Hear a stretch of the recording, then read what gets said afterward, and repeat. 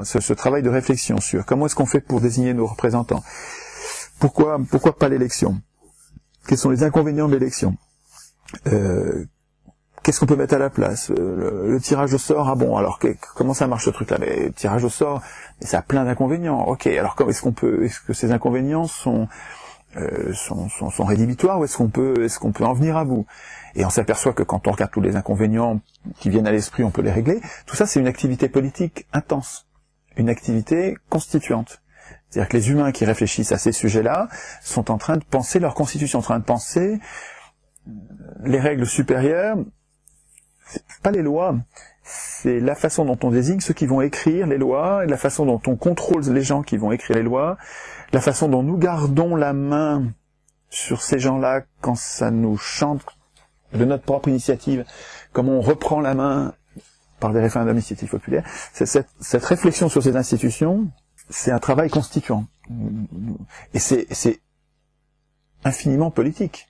C'est absolument politique. Et à mon avis, c'est cette politique-là que les humains devraient faire. Les humains simples, les 99%, devraient faire ce minimum de politique qui est le travail constituant, la réflexion constituante. On n'est pas obligé de penser à tous les problèmes constituants, on n'est pas obligé d'être capables tous de rédiger une constitution de toutes pièces, complètement. C'est pas nécessaire, ça. Il faut qu'on ait tous réfléchi plusieurs jours, qu'on ait substantiellement réfléchi aux principaux problèmes, principales règles d'une constitution, pour être capable d'en lire une le jour où ça va péter et où parce que les insurrections, il y en a partout dans le monde, donc ça va arriver. Je sais pas quand, je sais pas comment, mais peu importe. Des insurrections, il y en a partout sur Terre depuis toujours. C'est une banalité, quoi. Hein.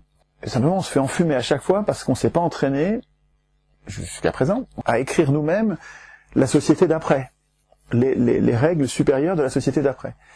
Je suggère que pendant qu'il est encore temps, pendant qu'on a de quoi vivre, qu'on n'a pas trop peur, qu'on est libre de se réunir, de se parler, qu'on s'entraîne, comme on s'entraîne à un match de foot, qu'on s'entraîne à être bon en foot pour la prochain match. Parce que pour l'instant, on s'est jamais entraîné, donc à chaque fois qu'il était question de jouer, on dit non, la Constitution, on n'est pas capable, on sait même pas ce que c'est. Et donc on la laisse écrire par les professionnels de la politique. Et à chaque fois, on se fait enfumer, parce qu'à chaque fois, ils écrivent leur puissance et notre impuissance.